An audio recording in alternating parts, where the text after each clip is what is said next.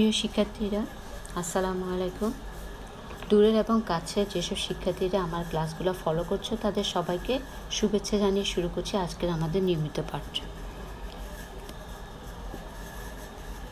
আমরা ষষ্ঠ অধ্যায়ে বস্তুর উপর তাপের প্রভাব নিয়ে আলোচনা করছিলাম এবং আমরা এই বস্তুর উপর তাপের প্রভাব অধ্যায়টিকে কয়েকটি পর্বে ভাগ করেছি।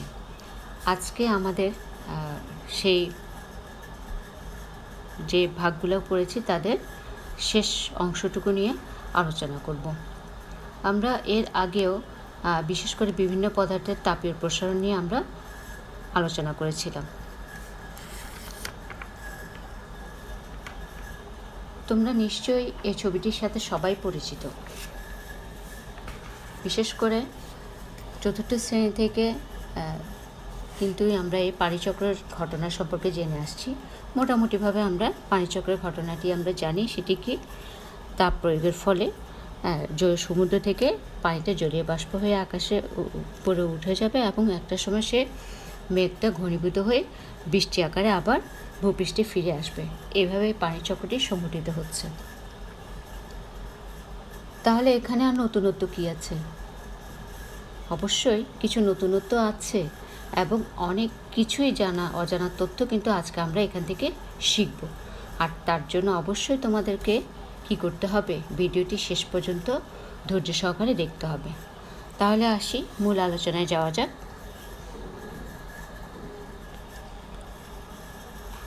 তোমরা সবাই জানো পদার্থের কয়টি অবস্থা? অবশ্যই জানো। হ্যাঁ, পদার্থ স্বাভাবিকভাবে কয়টি অবস্থা থাকতে পারে? তিনটি অবস্থা থাকতে পারে: কঠিন, তরল এবং বায়বীয়। এই কঠিন, তরল এবং বায়বীয় পদার্থের যে তিনটি অবস্থা, সে তিনটি অবস্থাকে কিন্তু আমরা কিভাবে দেখি? সাধারণত পানির যে অবস্থাগুলো, সে অবস্থাগুলো কিসের উপর নির্ভর করে? কোন কোন বিষয়ের উপর সে অবস্থার পরিবর্তনগুলো নির্ভর করে? সে নির্ভরগুলো করছে যে বায়ুর চাপ এবং তাপমাত্রার উপরে। তাহলে পানির যে পদার্থের যে অবস্থা, সে অবস্থাগুলো নির্ভর করে কিসের উপরে? বায়ুর চাপ এবং তাপমাত্রার উপরে।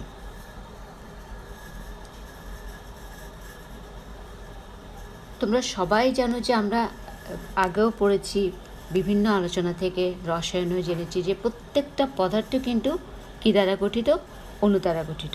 অর্থাৎ পদার্থের যে অণুগুলো থাকে, সে অণুগুলো যখন এরা দৃঢ়ভাবে আটকে থাকে, একে অন্যকে আটকে রাখে, তখন সে পদার্থটাকে আমরা বলছি যে কঠিন পদার্থ। অর্থাৎ কঠিন পদার্থে যে অণুগুলো আছে সেগুলো একটা নির্দিষ্ট অবস্থানে থেকে কিন্তু একে অপরকে কী করে রাখছে? আটকে রাখছে। এখন যদি আমি সে কঠিন পদার্থের মধ্যে যদি তাপ প্রয়োগ করি, তাপ দেওয়া হয়, তাহলে দেখা যায় যে এর ভিতরে যে অণুগুলো আছে তাদের ভিতরে এক ধরনের কম্পন তৈরি হবে এবং সে কম্পনের ফলে তাদের ভিতরে একটা আণবিক বন্ধন, সে আণবিক বন্ধনটা শিথিল হতে থাকবে, একে অন্যের উপর গড়াগড়ি খেয়ে নড়তে শুরু করবে। তখন কি অবস্থা হবে? এই যে একটা ভাঙন তৈরি হবে। অর্থাৎ অণুগুলো কি হচ্ছে? আমরা কিন্তু ছবিতেই দেখছি যে সেক্ষেত্রে কম্পন তৈরি হচ্ছে এবং গড়াগড়ি খেয়ে নড়তে শুরু করছে। এই অবস্থাতে কি দাঁড়াচ্ছে? ওদের বন্ধন মুক্ত হয়ে যাবে, অর্থাৎ অণুগুলো মুক্ত হয়ে ছুটোছুটি শুরু করবে।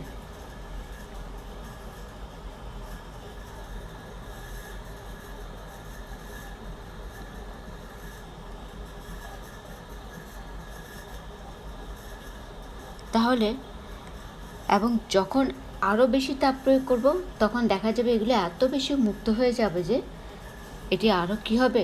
বন্ধনবিহীন হয়ে যাবে। তাহলে এই যে যখন প্রথম অণুগুলো কাঁপতে শুরু করে, বন্ধন ভাঙতে থাকে, তখন সে অবস্থাকে আমরা বলছি তরল। যখন অণুগুলো আরও মুক্ত হয়ে ছোটাছুটি শুরু করবে, তখন সে অবস্থাকে আমরা কিন্তু তার গ্যাসীয় অবস্থা বলি। এবং এটা সম্পূর্ণ কিন্তু পদার্থের অবস্থায় যে রূপান্তর হচ্ছে, সেই রূপান্তরের সময় যে পদার্থ যে তাপগুলো শোষণ করছে, সে শোষণেই কিন্তু আমার সে আন্তঃআণবিক বন্ধনটাকে ভাঙতে কাজ করবে। তাহলে আজকের আলোচনা থেকে আমরা কি শিখব? হ্যাঁ, আজকের আলোচনা থেকে আমরা যে জিনিসটি জানতে পারবো সেটি কি?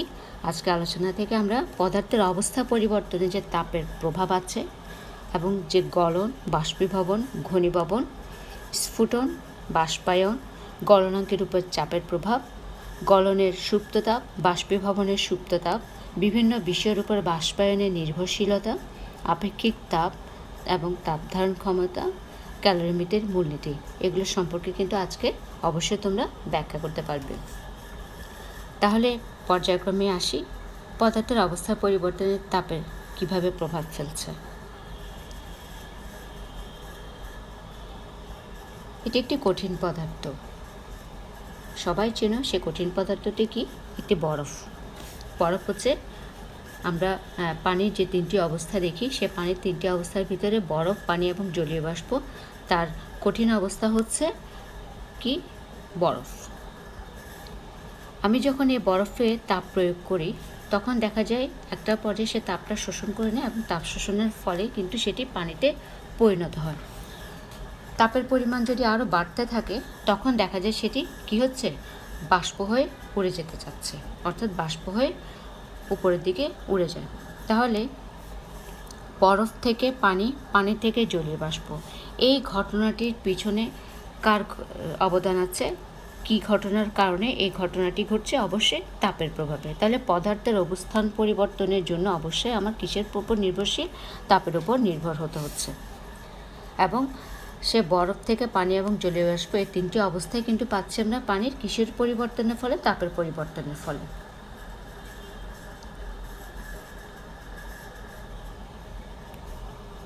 গলন, বরফ যে গলে পানিতে পরিণত হলো, সেই প্রক্রিয়াটা, সে প্রসেসিংটার নাম হচ্ছে গলন। আসলে কি তা? গলন বলতে আমরা কি বুঝি?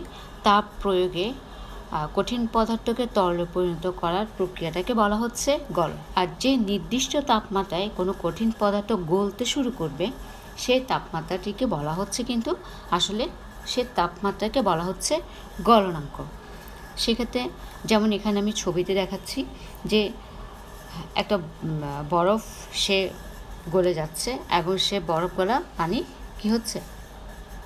যাচ্ছে। তাহলে তাপের ফলে কিন্তু কঠিন পদার্থ অর্থাৎ বরফটা গলে পানিতে পরিণত হচ্ছে এবং একটা নির্দিষ্ট তাপমাত্রায় কিন্তু সে কঠিন পদার্থটি গলতে শুরু করে। বাষ্পীভবন, পদার্থের তরল অবস্থা থেকে বাষ্পীয় অবস্থায় পরিণত হওয়ার ঘটনাকে কিন্তু আমরা বলছি বাষ্পীভবন। আমরা পূর্বের চিত্রে কিন্তু দেখে এসেছি যে একটা বরফকে যখন আমি তাপ প্রয়োগ করি তখন সেটি কি হচ্ছে? পানি, পানি থেকে আরও তাপ প্রয়োগে সেটি বাষ্পে পরিণত হচ্ছে। তাহলে এই বাষ্পীভবন হচ্ছে পদার্থের একটি তরল অবস্থা থেকে বাষ্পীয় অবস্থায় পরিণত হওয়ার ঘটনা। এবং বাষ্পীভবন কিন্তু দুটি পদ্ধতিতে হতে পারে, একটি হচ্ছে স্ফুটন এবং অপরটি হচ্ছে বাষ্পায়ন। দেখি আমরা স্ফুটন এবং বাষ্পায়ন সম্পর্কে একটু বুঝে নিই।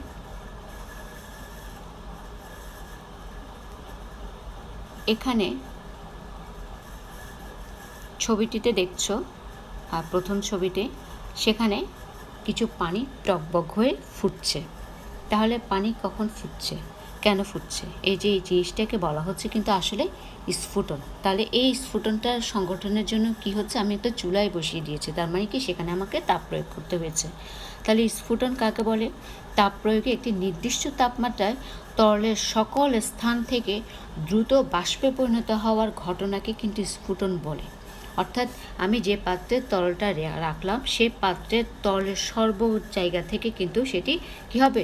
ফুটতে শুরু করবে, অর্থাৎ সেটি বাষ্পে পরিণত হবে। হ্যাঁ, সেই প্রক্রিয়াটাকে বলা হচ্ছে স্ফুটন। এবং একটা নির্দিষ্ট তাপমাত্রায় কিন্তু সে তরলের স্ফুটনটা সংঘটিত হয় এবং যে তাপমাত্রায় সেই স্ফুটনটা সংঘটিত হয় তাকে কিন্তু আমরা বলছি কি? সে তরলের স্ফুটনাঙ্ক। পরের চিত্রটাতে দেখি, দেখা যাচ্ছে যে উপরে কিছু বাষ্প উঠে যাচ্ছে।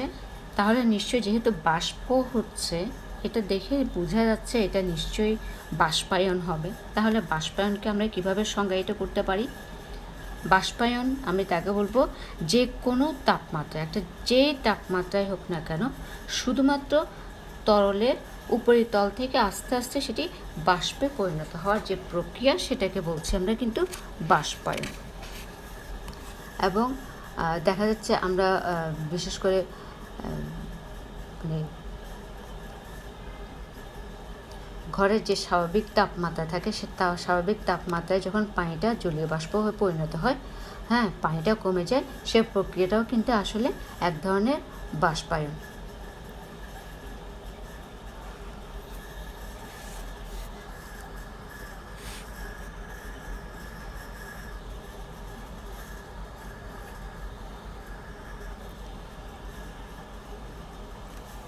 এখানে একটা গ্লাসে কিছু বরফ নেওয়া হয়েছে।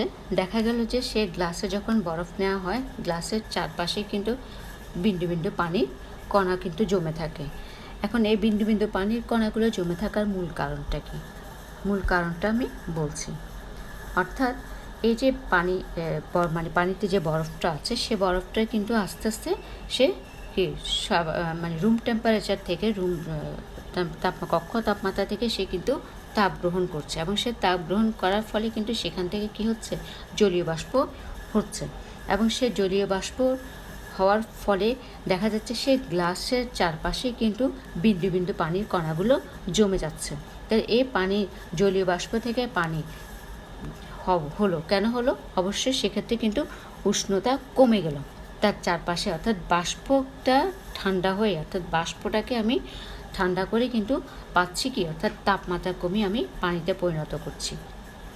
তাহলে এটা হচ্ছে, যদি জলীয় বাষ্পটা যদি কোনো পদার্থের বায়বীয় অবস্থা হয়, তাহলে সেই বায়বীয় অবস্থা থেকে, অর্থাৎ জলীয় বাষ্প, সেক্ষেত্রে যদি আমি তার তাপ হ্রাস করি, অর্থাৎ তাপ অপসারণ করে নিই, তখন আমি যে অবস্থাটা পাবো সেটা হচ্ছে তার তরল অবস্থা।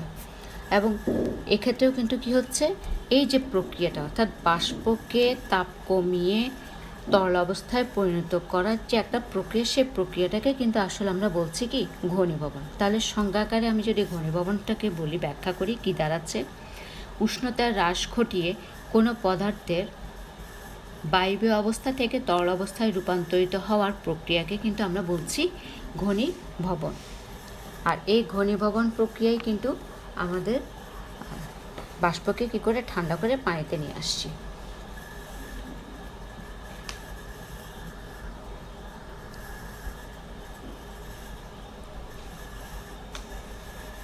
এটা তো দেখছো তোমরা, এটা নিশ্চয়ই বুঝছো যে এখানে একটি একখণ্ড বরফ। এই বরফ কি ঘটনা ঘটছে, এটি একটি বরফ। এই বরফ থেকে, এই বরফটি 0 ডিগ্রি টেম্পারেচারে আছে। এখন আমি যদি একে তাপ প্রয়োগ করি, অর্থাৎ এই বরফকে যখন তাপ দেওয়া হয়, তখন সেটি কিন্তু আস্তে আস্তে পানিতে পরিণত হবে, এবং দেখা গেল যে পানিটা মানে হলো, সেক্ষেত্রে দেখা যাচ্ছে যে তার তাপমাত্রা কত, 0 ডিগ্রি তাপমাত্রা। তাহলে বরফ ছিল 0 ডিগ্রি তাপমাত্রাতে, বরফ একে তাপ দেওয়ার পরেও কিন্তু সে যে পানিটা পেলাম, সে পানির তাপমাত্রা আমরা যখন থার্মোমিটারে নিয়ে দেখলাম, সেক্ষেত্রেও কিন্তু পানির তাপমাত্রাটা হচ্ছে 0 ডিগ্রি সেলসিয়াস। তাহলে দেখা গেল কি, এখানে তাপমাত্রার কোনো পরিবর্তন ঘটে, অর্থাৎ তাপমাত্রাটা অপরিবর্তিত রয়েছে, কিন্তু আমি তাপ প্রয়োগ করেছি, তাপের পরিমাণ বেড়েছে, তাপ প্রয়োগ করা হয়েছে, কিন্তু সেক্ষেত্রে তাপমাত্রার কোনো পরিবর্তন ঘটেনি। তাহলে ঠিক আরেকটা অবস্থায় দেখছি যে এখানে যখন আমি পানিকে ফুটাচ্ছি, অর্থাৎ এটা হচ্ছে পানির ফুটন্ত গরম পানি, এর তাপমাত্রা মেপে দেখি, এর তাপমাত্রা কী দাঁড়াচ্ছে, একেও দেখা গেলো যখন আমি তাপ প্রয়োগ করলাম তখন সেটি জলীয় বাষ্পে পরিণত হচ্ছে। এক্ষেত্রেও জলীয় বাষ্প পরিণত করার প্রক্রিয়াটি কী ছিল, তাপ। তাহলে ফুটন্ত পানির তাপমাত্রা কত, ফুটন্ত পানির তাপমাত্রা ছিল 100 ডিগ্রি সেলসিয়াস। তাপ প্রয়োগের ফলে যে জলীয় বাষ্পটা হয়েছে, সে জলীয় বাষ্পের তাপমাত্রা আমরা মেপে দেখি, দেখা গেলো সে জলীয় বাষ্পের তাপমাত্রাও কিন্তু 100 ডিগ্রি সেলসিয়াস। তাহলে দেখা যাচ্ছে এই ঘটনাটিতেও কিন্তু তাপমাত্রা অপরিবর্তিত রয়ে গেল। তাহলে এই যে তাপমাত্রা অপরিবর্তিত রয়ে গেল, আমি প্রথম ঘটনায় দেখলাম যে বরফ গলে যখন পানিতে পরিবর্তন হলো, সেক্ষেত্রেও কিন্তু তাপমাত্রার কোনো পরিবর্তন ঘটেনি। আবার একটা গরম পানিকেও যখন আমি বাষ্পায়িত করলাম, সেক্ষেত্রেও দেখা গেল তাপমাত্রার কোনো পরিবর্তন ঘটল না। তাহলে তাপ প্রয়োগে পদার্থের কি এখানে কোনো ধরনের পরিবর্তন হচ্ছে? পদার্থের পরিবর্তন হচ্ছে, অবশ্যই পদার্থের পরিবর্তন হচ্ছে। সেটি কি, পদার্থটি কঠিন অবস্থা থেকে তরল অবস্থা এবং মানে তরল থেকে সেটি বাষ্পীয় অবস্থায় রূপান্তরিত ঘটল, অর্থাৎ কঠিন থেকে তরল, তরল থেকে বাষ্পে রূপান্তরিত হলো। তাহলে দেখলাম আমি এখানে একটি অবস্থার পরিবর্তন ঘটলো। তাহলে একটা নির্দিষ্ট তাপে এই অবস্থার পরিবর্তনটা ঘটলো, তাহলে এই তাপকে আমরা কি বলবো? যে তাপ প্রয়োগের ফলে পদার্থের অবস্থার পরিবর্তন ঘটে তার একটা নাম আছে। সে তাপকে আমরা কি বলবো? সে তাপকে আমরা বলবো সুপ্ত তাপ। তাহলে আমরা আলোচনা করি গলনের সুপ্ততাপ এবং বাষ্পীভবনের সুপ্ততাপ বলতে কী বুঝি। সুপ্ততাপ কী? প্রথমে আসি আমরা গলনের সুপ্ততাপ নিয়ে। আমরা জানি তাপ প্রয়োগের ফলে কঠিন পদার্থের তাপমাত্রা যখন গলনাঙ্কে পৌঁছায় তখন সম্পূর্ণ পদার্থ তরলে রূপান্তরিত হওয়া পর্যন্ত কিন্তু তাপমাত্রা আর পরিবর্তন হয় না।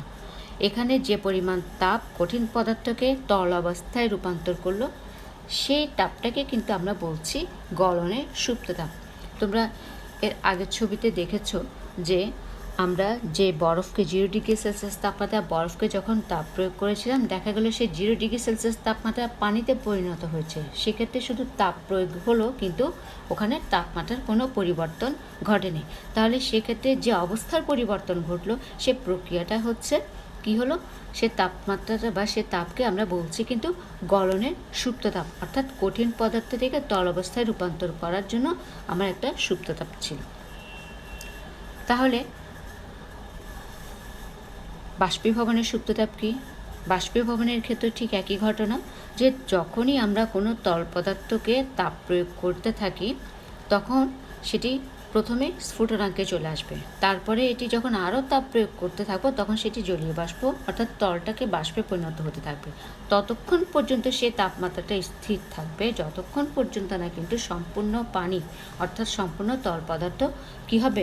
বাষ্পীয় অবস্থায় রূপান্তরিত হয়ে যাবে। তাই এই যে তাপমাত্রা বা এই যে তাপ সেটাকে আমরা কিন্তু বলছি অবশ্যই বাষ্পীভবনের সুপ্ততাপ।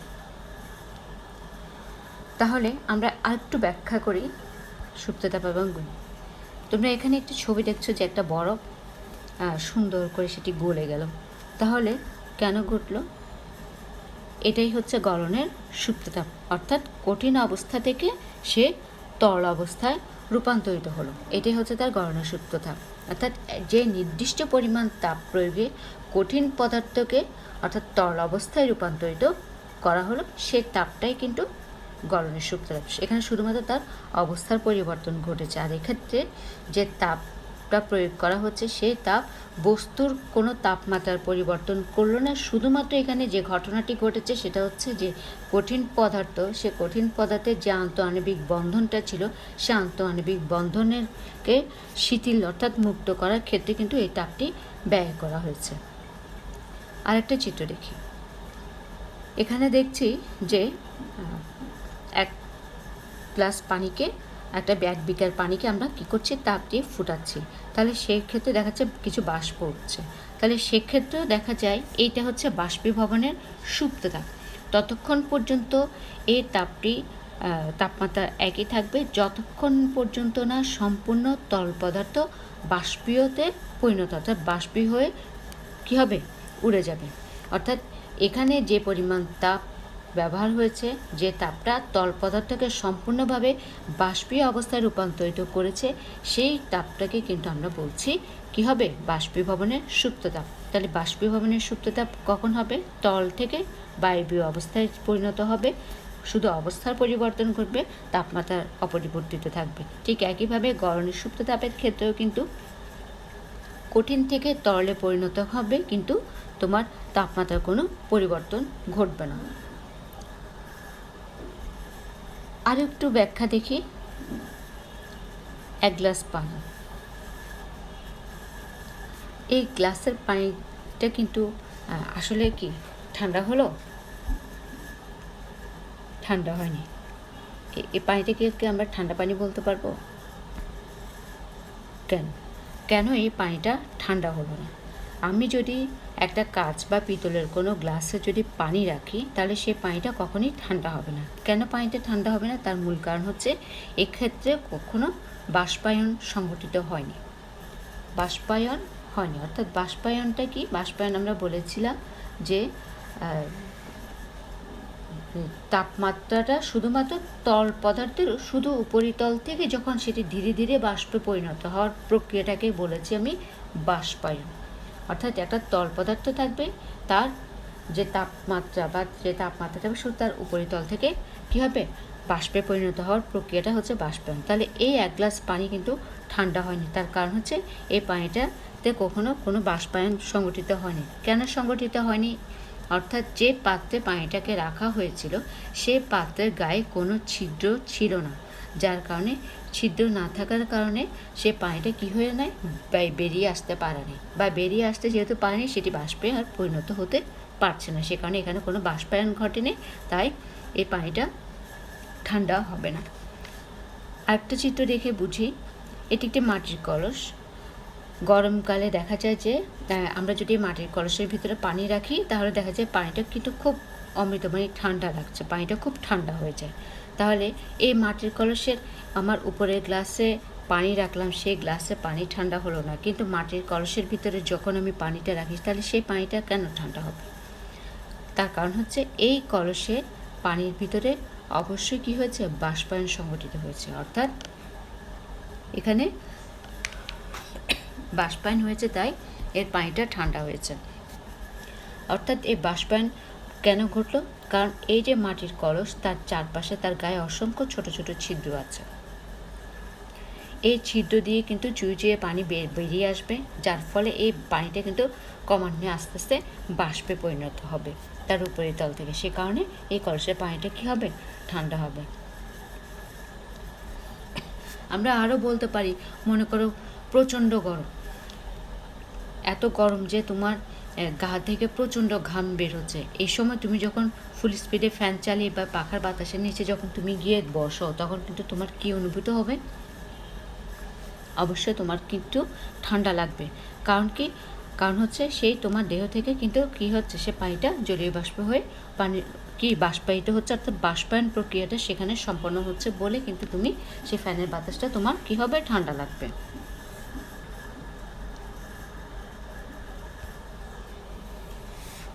আমরা গলনের সুপ্ততাপ, বাষ্পীভবনের সুপ্ততাপটা যদি একটু গ্রাফিক্যালি ব্যাখ্যা করে দেখি, একটা গ্রাফ চার্ট দিয়ে আমি সুপ্ততাপটা একটু বোঝানোর চেষ্টা করছি, তোমরা একটু দেখো।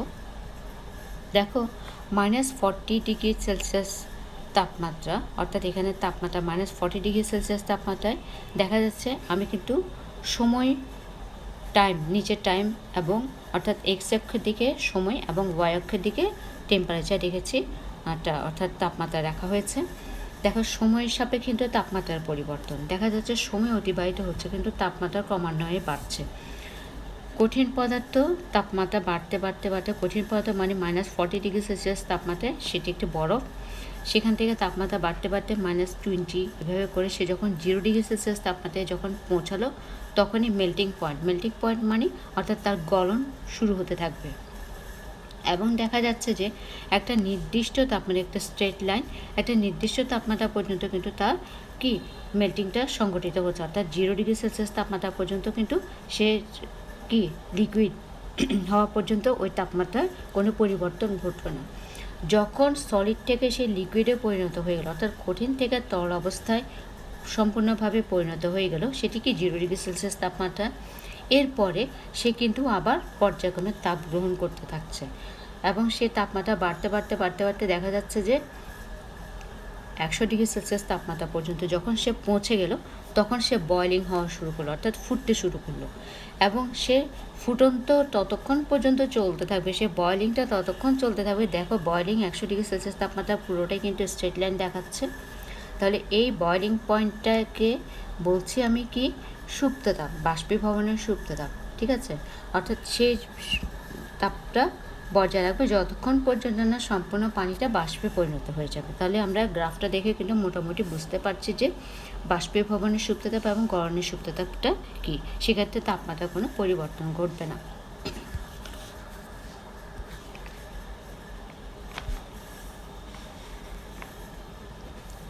আমরা ছোট বাচ্চারা অনেক সময় দেখা যায় যে ফ্রিজ থেকে টুকরা টুকরা বরফ নিয়ে খেলা করে, কখনো দেখা যায় দুখণ্ড বরফকে যখন আমি একসাথে চেপে ধরি কী ঘটনাটি ঘটে, চলো দেখি কী ঘটনাটি ঘটে। আমি 2টা বরফখণ্ড নিয়েছি, এই 2টি বরফখণ্ডকে খেলার ছলে চেপে ধরলাম, অর্থাৎ দুপাশ থেকে কী করা হলো, তার মধ্যে জোরে চেপে ধরা হচ্ছে, চাপ প্রয়োগ করা হলো। এই চাপ প্রয়োগের ফলে ঘটনাটি কি ঘটে,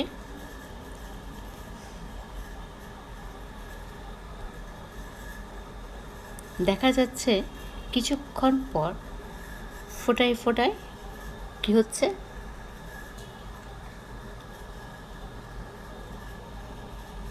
পানি পড়ছে।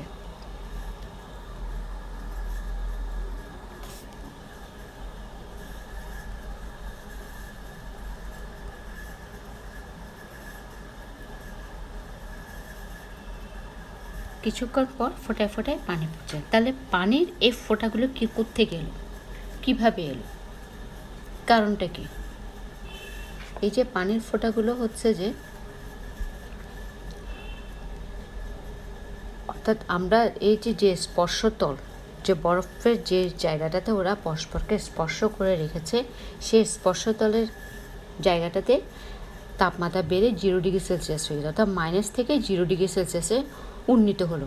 এবং তখন দেখা যাবে যে সেই ক্ষেত্রে ওই তাপমাত্রাটা কিন্তু আমাদের বরফ গলার জন্য কী হবে, পারফেক্ট। তো যার কারণে ওই চাপের ফলে সেখানে তাপমাত্রা বেড়ে 0°C তাপমাত্রায় পরিণত হলো বলে সেই জায়গাটাতে কিন্তু আমার আস্তে আস্তে কী হচ্ছে, স্পর্শতলে বরফটা গলে সেখানে পানি হিসেবে 1 ফোঁটা 2 ফোঁটা করে পড়তে থাকছে। আবার এই স্পর্শতলের বরফ গলা পানি একটা পর্যায়ে কিন্তু আবার জমে যাবে। কখন জমে যাবে, যখন আমি বলেছি যে দুটো টুকরার মধ্যে যখন স্পর্শ করা হয় তখন এর গলনাঙ্ক কমে যাবে। এখন গলনাঙ্ক যদি 0° থেকে কমে যায় তখন আবার সেটি কী হয়ে যাবে, বরফ হওয়া শুরু করবে। যদি এটা 0° থেকে অর্থাৎ 0°তে থাকে তখন সেটি হবে কি, অর্থাৎ পানি হয়ে সেটি গলতে শুরু করবে। এখন মনে করো 1 খণ্ড বরফ পরিণত হয়ে গেল, অর্থাৎ চাপের ফলে দুটো কিন্তু 1 খণ্ড বরফে পরিণত হয়ে গেল। তাহলে সেক্ষেত্রে কি হলো, তাহলে এখানে যে পানিটা ছিল সে পানিটা কি হলো, জমে বরফ হয়ে গেল। কেন সেটি বরফ হয়ে গেল, ওই যে বলেছি যে 0°C তাপমাত্রা যখন প্রচণ্ড চাপ প্রয়োগ করা ছিল, চাপের ফলে কিন্তু সেটি বরফটা গলে পানিতে পরিণত হয়েছে। আর 0°C তাপমাত্রা আবার যখন চাপটা অপসারণ করে নিলাম তখন দেখা গেল যে সে গলনাঙ্ক আবার মাইনাসে চলে যাচ্ছে, অর্থাৎ গলনাঙ্ক আবার 0°C তাপমাত্রায় চলে যাচ্ছে। তাহলে সেক্ষেত্রে সেটি আবার কি হলো, বরফে পরিণত হলো। তাহলে আমরা কি দেখলাম, আমরা দেখছি যে কোনো কঠিন পদার্থের মধ্য দিয়ে কঠিনকে আমরা কিসে রূপান্তরিত করতে পারছি, তরলে রূপান্তরিত করছি। তাহলে কঠিনকে তরলে রূপান্তরিত করার জন্য আমাকে কি প্রয়োগ করতে হয়েছে, অবশ্যই চাপ প্রয়োগ করতে হয়েছে। ঠিক একইভাবে তরল থেকেও আমরা কি করছি, কঠিন পদার্থে পরিণত করছি। তাহলে তরল থেকে যখন আবার কঠিন পদার্থে পরিণত করছি তখন সেক্ষেত্রে কী করতে হচ্ছে, আমাকে চাপ কমিয়ে নিতে হচ্ছে, অর্থাৎ চাপ হ্রাস করতে হচ্ছে। তাহলে ঘটনাটি কি, এই যে একটা ঘটনা ঘটছে যে কঠিন থেকে চাপ প্রয়োগ করে কঠিনকে তরল, আবার চাপ অপসারণ বা চাপ কমিয়ে বা চাপ হ্রাস ঘটিয়ে তরল থেকে কঠিন অবস্থায় নিয়ে আসছি, এই প্রক্রিয়াটাকে আসলে কি বলে, এই প্রক্রিয়াটিকে আমরা বলছি কি, পুনঃশীলী ভবন। এই প্রক্রিয়াটির নাম হচ্ছে পুনঃশীলী ভবন। তাহলে পুনঃশীলী ভবনটা কি, পুনঃশীলী ভবন হচ্ছে যদি চাপ দিয়ে কঠিন বস্তুকে তরলে পরিণত করে আবার চাপ হ্রাস করে পুনরায় কঠিন অবস্থায় আনাকে আমরা বলছি পুনঃশীলী ভবন। তাহলে এই ঘটনাটি ঘটার জন্য অবশ্যই আমাদেরকে কী করতে হবে, চাপের উপর নির্ভর হতে হচ্ছে। তাহলে পদার্থের উপর চাপের হ্রাস বৃদ্ধির জন্য কিন্তু গলনাঙ্ক কী হচ্ছে, পরিবর্তিত হচ্ছে। এবং চাপের জন্যই কিন্তু গলনাঙ্কের পরিবর্তন কিন্তু দুভাবে হতে থাকে। তাহলে এটা হচ্ছে আসলে গলনাঙ্ক এবং স্ফুটনাঙ্কের উপর যে একটা চাপ প্রভাব ফেলে সেগুলো নিয়ে আলোচনা করছি। তাহলে আরেকটু বিস্তারিত আলোচনায় যাই। গলনাঙ্কের উপরে চাপ কীভাবে প্রভাব ফেলে। 1 খণ্ড বরফ দেখছো, এই বরফটাকে আমি কাটার জন্য দুপাশে ভার দিয়ে কাটার চেষ্টা করছি। তাহলে এটি কাটতে কাটতে একটা পর্যায়ে গিয়ে দেখা যাবে যে যত নিচের দিকে নামবে নিচের দিকে আবার উপরের দিকটাকে কিন্তু সে কী হচ্ছে, জমে যাচ্ছে। তাহলে ঘটনাটি কি দাঁড়ায়, সেখানে দেখা যাচ্ছে কি যে কঠিন থেকে যখন তরলে রূপান্তরিত হওয়ার সময় সে পদার্থের ক্ষেত্রে কিন্তু আয়তন হ্রাস পায়। যেমন বরফ, সেক্ষেত্রে দেখা যাচ্ছে যে যে চাপ যখন বাড়ছে তখন তার গলনাঙ্কটা কমে যাচ্ছে, অর্থাৎ কম তাপমাত্রায় কিন্তু সে বরফটা গলতে শুরু করছে। তাহলে সে কম তাপমাত্রায় যখন বরফ গলতে শুরু করছে সেক্ষেত্রে অবশ্যই চাপ বেড়েছে। তাহলে চাপ বাড়লে দেখা যাচ্ছে কি হলো, গলনাঙ্ক কমে যাচ্ছে। পাশাপাশি মনে করো আমি একটা মোমকে জ্বালালাম, মোম একটি কঠিন পদার্থ, তাকে তরলে যখন রূপান্তরিত করব তখন সেক্ষেত্রে দেখা যাবে যে ওই পদার্থের কিন্তু আয়তন বেড়ে যাচ্ছে। প্রথম ক্ষেত্রে ছিল বরফের ক্ষেত্রে আয়তন হ্রাস পেয়েছে, চাপ বৃদ্ধি পেয়েছে, গলনাঙ্ক কমেছে। তাহলে মোমের ক্ষেত্রে দেখা গেল যে যখন কঠিন থেকে তরলে রূপান্তরিত করা হচ্ছে তখন সে পদার্থের কি হয়, আয়তন বেড়ে যায়, এবং আয়তন বেড়ে যায় পাশাপাশি দেখা যায় চাপও বৃদ্ধি পাচ্ছে। তাহলে দেখা যায় এক্ষেত্রেও চাপ যখন বৃদ্ধি পাচ্ছে তখন পাশাপাশি তার গলনাঙ্ক বৃদ্ধি পাচ্ছে, অর্থাৎ সেটি বেশি তাপমাত্রায় কিন্তু গলতে শুরু করবে। তাহলে এই যে দুটি ঘটনা, এই দুটো ঘটনা অবশ্যই কিসের উপর নির্ভরশীল, পদার্থের উপর চাপের হ্রাস বৃদ্ধির জন্য কিন্তু গলনাঙ্কে পরিবর্তিত হয়। গলনাঙ্কটা পরিবর্তনের উপর নির্ভর করছে চাপের উপরে। তাহলে এটাই হচ্ছে গলনাঙ্কের উপর চাপের প্রভাব। তাহলে চাপ বাড়লে গলনাঙ্ক কমে যাবে, আবার চাপ বাড়লে গলনাঙ্ক বেড়েও যাবে।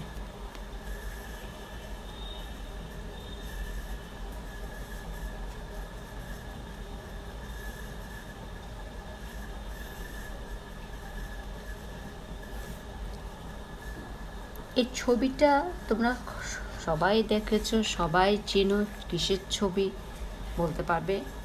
এই ছবিটা খুব বেশি ব্যবহার করে মারা, কোথায়, রান্নাঘরে বহুল ব্যবহার করা হয়। এটি একটি কি, এটি একটি প্রেশার কুকার। তাহলে এই প্রেশার কুকারটাকে কেন আমি ছবিতে নিয়ে এসেছি, কারণ কি? কারণ এই প্রেশার কুকার যে সিটি বাজছে, চারদিকে যে বাষ্পটা বের হচ্ছে, এই বাষ্পটা কিভাবে বেরোচ্ছে, কেন বেরোচ্ছে? অর্থাৎ দেখা যাচ্ছে যে এখানে চাপ বাড়লে স্ফুটনাঙ্ক বেড়ে যাচ্ছে। চাপ বাড়লে স্ফুটনাঙ্ক বেড়ে যায় কিভাবে, একটু আসি। আমরা যখন প্রেশার কুকার দিয়ে কোনো কিছু রান্না করি, এটি একটি নিশ্ছিদ্র পাত্র, মানে কি এর চারপাশে কোথাও কোনো ছিদ্র নেই, যার কারণে এর ভিতরে বাষ্পটা কী হয়ে যায়, আবদ্ধ থাকে। এখন বাষ্পটা জমা হয়ে যাওয়ার কারণে তার ভিতরে চাপটা বেড়ে যায়, এবং এই চাপটা যখন বৃদ্ধি পাবে তখন পানির যে স্ফুটনাঙ্কটা, পানি যে ফুটতে শুরু করবে, পানির স্ফুটনাঙ্কটা কিন্তু বেড়ে যাবে। আর পানির স্ফুটনাঙ্ক যখন বাড়বে তখন কিন্তু বেশি তাপমাত্রায় কিন্তু পানিটা ফুটতে শুরু করবে। তাহলে দেখো চাপ বাড়ার সাথে সাথে কিন্তু কি হলো, পানির স্ফুটনাঙ্ক বৃদ্ধি পাবে। পানির স্ফুটনাঙ্ক বেড়ে গেলেই কিন্তু তাপমাত্রায় পানিটা বেশি তাপমাত্রায় কিন্তু পানিটা ফুটতে শুরু করছে। ঠিক একইভাবে দেখা যাচ্ছে পর্বতারোহী, তারা পাহাড়ের চূড়ে যারা যায়, যারা পর্বত আরোহণ করে, ওরা কি না খেয়ে থাকে? অবশ্যই না খেয়ে থাকবে না, বেঁচে থাকার জন্য অবশ্যই তাদেরকে খাদ্য খেতে হবে। কিন্তু তাহলে সেক্ষেত্রে দেখা যায় ওরা যখন সে পাহাড়ের চূড়ায় গিয়ে বসে যখন রান্না করে, তাদের সে রান্না করতে কিন্তু প্রচুর সময় লেগে যাবে। তাহলে কেন তাদের রান্না করতে প্রচুর সময় লাগছে? আমি প্রথম চিত্রে বললাম যে প্রেশার কুকারে খুব অল্প সময়ে রান্না হয়ে যাচ্ছে, আর ওখানে পাহাড়ের চূড়ায় গিয়ে তোমার রান্না করতে কি বেশি সময় লাগছে। তার মূল কারণটা কি? তার মূল কারণ হচ্ছে যে সেখানে চাপ কমে যাচ্ছে। চাপ কমে যায়, পাশাপাশি স্ফুটনাঙ্ক কমে যায়। আমরা জানি যত উপরের দিকে উঠতে থাকবে বাতাসের চাপ ততই কিন্তু কমতে থাকবে। যতই চাপ কমতে থাকবে ততই কিন্তু কী হবে, মানে পানিটা কম তাপমাত্রায় ফুটতে শুরু করবে, অর্থাৎ সেক্ষেত্রে আমার তাপমাত্রা বাড়বে না, হ্যাঁ, যার কারণে সেখানে সময় লাগবে। তাহলে আমরা দেখলাম যে চাপের কারণে স্ফুটনাঙ্কেরও কী হবে, পরিবর্তন হতো, অর্থাৎ স্ফুটনাঙ্কের উপরেও কিন্তু চাপ প্রভাব ফেলছে। সেখানে কি, চাপ যখন কমবে তখন স্ফুটনাঙ্ক কমে যাবে, চাপ যখন বৃদ্ধি পাবে তখন স্ফুটনাঙ্ক বৃদ্ধি পাচ্ছে।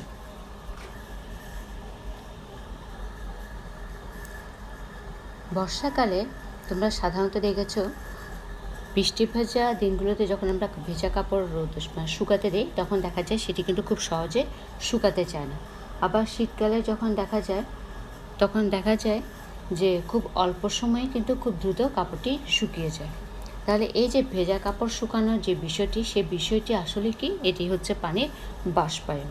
তাহলে আমরা এই পানি বাষ্পায়নটা কিন্তু কিছু মানে বিভিন্ন বিষয়ের উপর নির্ভর করে। সে কোন কোন বিষয়ের উপর বাষ্পায়নটা নির্ভরশীল, সে বিষয়গুলো একটু দেখে নিই। বায়ু প্রবাহ, তরলের উপরিতলের ক্ষেত্রফল, তরলের প্রকৃতি, তরলের উপর চাপ, তরল এবং তরল সংলগ্ন বায়ুর উষ্ণতা, বায়ুর শুষ্কতার উপর নির্ভর করে। বাতাসের প্রবাহ কী? অর্থাৎ বাতাসের প্রবাহ যদি বেশি হয় সেক্ষেত্রে বাষ্পায়নও বেশি হবে। তরলের উপরিভাগের ক্ষেত্রফল, তরলের উপরিতলের ক্ষেত্রফল যত বেশি হবে সেক্ষেত্রে বাষ্পায়নও বেশি হবে। তরলের প্রকৃতি, তরলের স্ফুটনাঙ্ক কম হলে বাষ্পায়ন কিন্তু বেশি হবে। আবার উদ্বায়ী তরলের বাষ্পায়ন সবচেয়ে কিন্তু বেশি। তারপরে তরলের উপর চাপ, বাতাসের চাপ যত কম হবে বাষ্পায়নের হার তত বেশি হবে। উষ্ণতা, সেটি তরল এবং তরলের কাছাকাছি যে কোনো বাতাসের উষ্ণতা বেশি হলে কিন্তু সেক্ষেত্রে বাষ্পায়নও বেশি হবে। বায়ু শুষ্কতা, বাতাস যত শুষ্ক হবে সেক্ষেত্রে তরল তত তাড়াতাড়ি বাষ্পায়িত হবে। আপেক্ষিক তাপ, আপেক্ষিক তাপ কি? 1 কেজি ভরের কোনো বস্তুর তাপমাত্রা 1কে বাড়াতে যে পরিমাণ তাপের প্রয়োজন হবে তাকে ওই বস্তুর উপাদানের আপেক্ষিক তাপ বলে, যাকে আমরা এস দ্বারা প্রকাশ করছি। এর একক হচ্ছে joule per kg per kelvin. অর্থাৎ আমরা যদি সাংকেতিক আকারে ব্যাখ্যা করি, আপেক্ষিক তাপকে আমরা এস দ্বারা প্রকাশ করি। এম ভরে কোনো বস্তুর তাপমাত্রা ডেল্টা পরিমাণ যদি বৃদ্ধি করি সেক্ষেত্রে আমার যে তাপ লাগবে কিউ পরিমাণ তাপ, তাকে সমীকরণ আকারে এভাবে লেখা যায়। এরপরে আসি তাপ ধারণ ক্ষমতা। তাপ ধারণ ক্ষমতা হচ্ছে কোনো বস্তুর তাপমাত্রা যদি 1কে পরিমাণ বাড়াতে চাই, যে পরিমাণ তাপের প্রয়োজন হবে সেই তাপকে ওই বস্তুর তাপ ধারণ ক্ষমতা বলছি। একে আমরা সি দ্বারা প্রকাশ করি। এর একক হচ্ছে জুল পার কেলভিন। এবং বস্তুর তাপ ধারণ ক্ষমতা কিন্তু বস্তুর উপাদান এবং তার ভরের উপর নির্ভর করবে। তাপ ধারণ ক্ষমতাকে আমরা সি এবং সমীকরণিক আকারে এভাবে প্রকাশ করতে পারি। প্রত্যেক পদার্থের আপেক্ষিক তাপ কিন্তু ভিন্ন। যেমন পানির আপেক্ষিক তাপ 4200, বরফ 2100, জলীয় বাষ্প 2000, সীসা 130, তামা 400, রূপা 230। কাজে আপেক্ষিক তাপের পরিমাণ প্রত্যেকটা পদার্থেরই কিন্তু ভিন্ন। অর্থাৎ কোনো ধাতুকে যদি আমি চট করে উত্তপ্ত করতে চাই তাহলে দেখা যাবে যে মানে সোনা, রূপা, তামা, সীসা এরা যত তাড়াতাড়ি গরম হবে কিন্তু পানিকে তত সহজে তাকে উত্তপ্ত করা যাবে না, কারণ পানির আপেক্ষিক তাপের পরিমাণ সবচেয়ে বেশি। খুব মজার একটা টপিকস, ক্যালোরিমিটার। ক্যালোরিমিটারটা আসলে কি? ক্যালোরি হচ্ছে তাপের একক, মিটি মানে পরিমাপ। তাপ পরিমাপের এককে আমরা ক্যালোরিমিটার মানে বলছি। অর্থাৎ এটা পদার্থবিজ্ঞানের একটা বিশেষ শাখা, যে শাখায় তাপের কিভাবে পরিমাপ করা হয় সেটি নিয়ে আলোচনা করা হয়, সেকে বলছি আমরা ক্যালোরিমিটার। মনে করো শীতকালে যখন তোমরা গোসল করতে যাও তখন দেখবে যে পানিটা প্রচণ্ড ঠান্ডা থাকে, তখন এই ঠান্ডা পানি দিয়ে কিন্তু গোসল করতে ইচ্ছা করে না। তখন আমরা কি করি, একটু গরম পানি নিয়ে সে পানির সাথে মিশিয়ে দিই এবং পানিটাকে নর্মাল টেম্পারেচারে নিয়ে আসি। তাহলে এখানে কি হলো, একটি গরম পানি এবং একটি ঠান্ডা পানি, এই যে দুটি ভিন্ন তাপমাত্রার দুটি বস্তুকে আমি কি করলাম, তাপীয় সংস্পর্শে নিয়ে আসলাম। তাহলে কি ঘটলো, তাদের ভিতরে তাপের আদান প্রদান ঘটলো এবং সেটি পানিটা কি হলো, সাধারণ উষ্ণতা রুম টেম্পারেচারে চলে আসছে। এই জিনিসটা করার যে মানে কী পরিমাণ তাপের আদান প্রদান ঘটলো সেটি মাপার জন্য আসলে এই ক্যালোরিমিটারটা মানে ক্যালোরিমিটার অধ্যায়ে আমরা সেটা আলোচনা করতে পারবো। স্কটিশ চিকিৎসক এবং বিজ্ঞানী জোসেফ ব্ল্যাক যিনি সর্বপ্রথম তাপ এবং তাপমাত্রার পার্থক্য নির্ণয় করেন এবং সে কারণে তাকে বলা হচ্ছে কিন্তু ক্যালোরিমিটার জনক। আর এর তাপ পরিমাপের জন্য আমরা যে যন্ত্রটা ব্যবহার করি সেই যন্ত্রটা হচ্ছে ক্যালোরিমিটার। এই ক্যালোরিমিটার দিয়ে আমরা দুটি ভিন্ন পদার্থের বস্তুকে তাপীয় সংস্পর্শে আনার পর তাদের ভিতরে যে তাপের আদান প্রদানটা ঘটছে এবং সেটা কী তাপমাত্রায় এসে পৌঁছাচ্ছে সেটি আমরা এই ক্যালোরিমিটার দিয়ে নির্ণয় করতে পারবো। তাহলে এই ক্যালোরিমিটার মূলনীতি কী? যদি গ্রহণ বা বর্জনের সময় কোনো তাপ নষ্ট না হয় তবে বেশি তাপমাত্রার বস্তু যে পরিমাণ তাপ বর্জন করবে কম তাপমাত্রার বস্তু সেই পরিমাণ তাপ গ্রহণ করবে। অর্থাৎ মোট বর্জিত তাপ মোট গৃহীত তাপ পরস্পর সমান হবে। এটিকে হচ্ছে আসলে ক্যালোরিমিটারের মূলনীতি। এই মূলনীতি দিয়ে কিন্তু আমরা এখানে তাপের কী পরিমাণ তাপ গ্রহণ হচ্ছে, বর্জন হচ্ছে, মিশ্রণের তাপমাত্রা কত, আমরা ম্যাথমেটিক্যাল গাণিতিক সমস্যাগুলো করতে পারি। তাহলে আজকের মূল আলোচনা থেকে, আজকের পাঠের আলোচনা থেকে আমরা আসলে কী শিখলাম, কী শিখতে পেরেছি বলতে পারবে? যে সুপ্ততাপের কাজ কী, সুপ্ততাপ কীভাবে কাজ করে? সুপ্ততাপ কীভাবে কাজ করে? সুপ্ততাপের মূল কাজ হচ্ছে যে পদার্থের আন্তঃআণবিক বন্ধনকে শিথিল করাই হচ্ছে সুপ্ততাপের কাজ। বায়ু প্রবাহের সাথে বাষ্পায়নের একটি সম্পর্ক আছে। সেই সম্পর্কটা কি? বায়ু প্রবাহ বৃদ্ধি পেলে কিন্তু বাষ্পায়ন কিন্তু কী হচ্ছে? দ্রুত হচ্ছে। তারপরে দেখলাম পদার্থের উপর চাপের হ্রাস বৃদ্ধি হচ্ছে, এবং পদার্থের উপর যে চাপের হ্রাস বৃদ্ধি, সেটার জন্য কিসের পরিবর্তন হয়? কী ধরনের পরিবর্তন? পদার্থের গলনাঙ্ক এবং স্ফুটনাঙ্কের পরিবর্তন ঘটছে। এরপরে আসছে ক্যালোরিমিটারের মূলনীতি কী? ক্যালোরিমিটারের মূলনীতিটা হচ্ছে গৃহীত তাপ এবং সমান বর্জিত তাপ, অর্থাৎ গৃহীত তাপ এবং বর্জিত তাপ সমান হবে, অর্থাৎ